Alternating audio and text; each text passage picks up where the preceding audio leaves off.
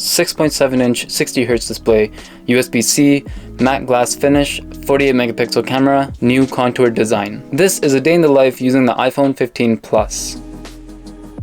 I woke up around 8:30 and got up to check the phone, which I had charged up all night to 80%, and we'll get into why later in the video. Definitely an interesting change.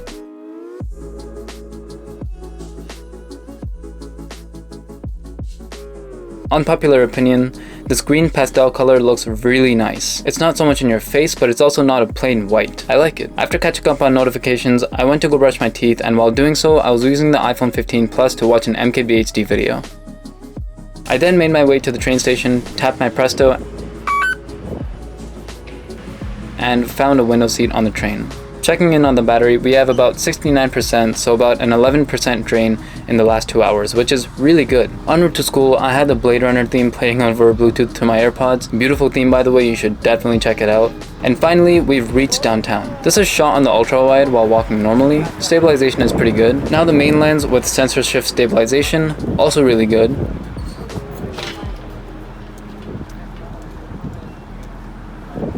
And this is the max zoom, which kind of falls apart here, but it is a 6x digital zoom. Now this is the front-facing camera, also pretty good, but it does blow out the highlights in the skies when I point it upwards.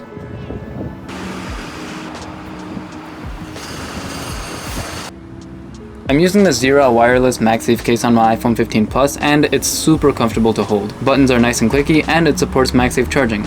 Links in the bio. And now I finally reached school and head straight to my first class where I took notes on my iPad using GoodNotes. Halfway through the class, the battery is at 56% with about 2 hours of usage. Still really good.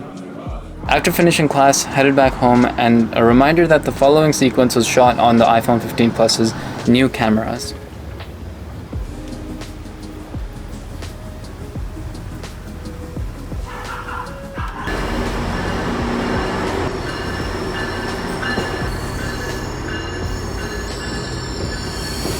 Now that we've reached the train, a battery check. 51%, not bad. We got a nice view of the CN Tower before leaving, and I have to go because I have an eye appointment at 5:45. I'm probably running late, but I have to go.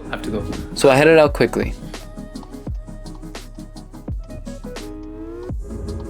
And these photos of the glasses were taken on the iPhone 15 Plus. What do you think? The naturally blurred background is pretty sweet.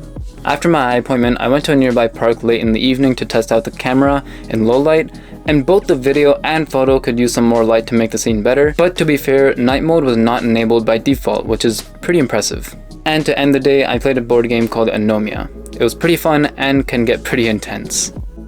Alright, ending the day at 11:07 p.m. with 13% battery life and around 4.5 hours of screen on time.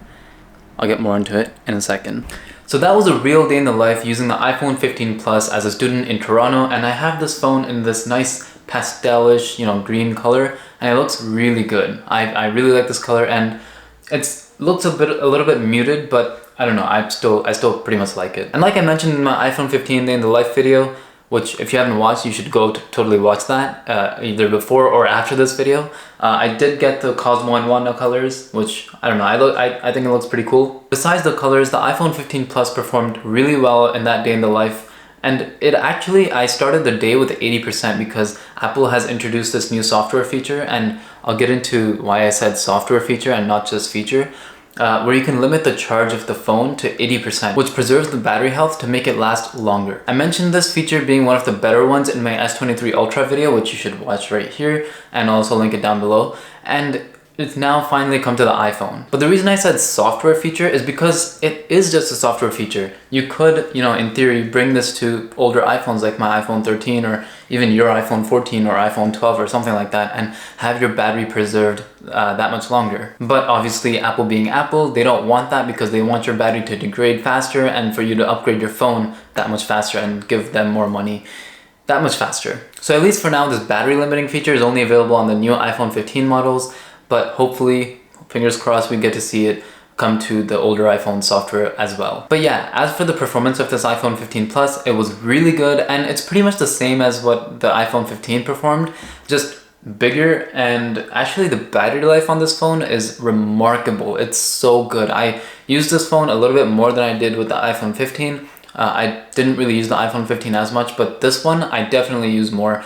As you can see from the screen on time, I was using it for like 4.5 hours almost, and starting at 80% battery health and ending the day at 13% with a little bit more to spare, that's pretty impressive. So if you're debating between the regular iPhones and the Pro model iPhones and you want a plus size, like a big iPhone, then your only choices remain are the iPhone 15 Plus and the iPhone 15 Pro Max. And I would say for most people, the iPhone 15 Plus is more than enough. And the reasons are pretty similar to the reasons that the iPhone 15 regular is probably the better phone for most people over the iPhone 15 Pro. And those reasons are USB-C, the upgraded cameras, the contoured nice soft design at the back, and the matte glass finish, finally. So these 4 reasons are why I would recommend getting this, the iPhone 15 Plus, over the iPhone 15 Pro Max. The only reasons I can think of, like right off the bat, that you would need the iPhone 15 Pro Max over the iPhone 15 Plus is faster transfer speeds via the USB-C port, which all the iPhone 15s have, just the 15 Pro has faster data transfer speeds. ProMotion LTPO display at 120 Hz, because the iPhone 15 Plus, while it does have a really good display,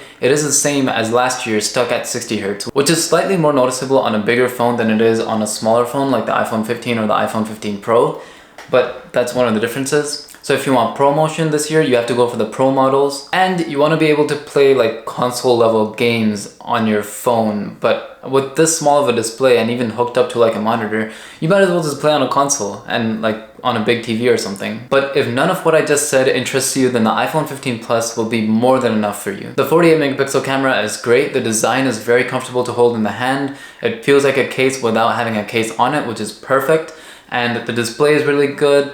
The buttons are very clicky, you have USB-C finally, and you have really good battery life, probably the best out of all 4 iPhones released this year. So iPhone 15 Plus, definitely recommended.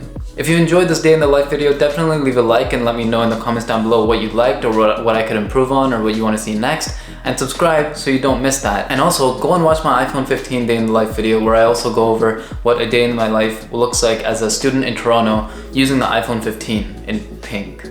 Anyways, that's it for me in this video. Thanks so much for watching, and I'll see you guys in the next one. Bye.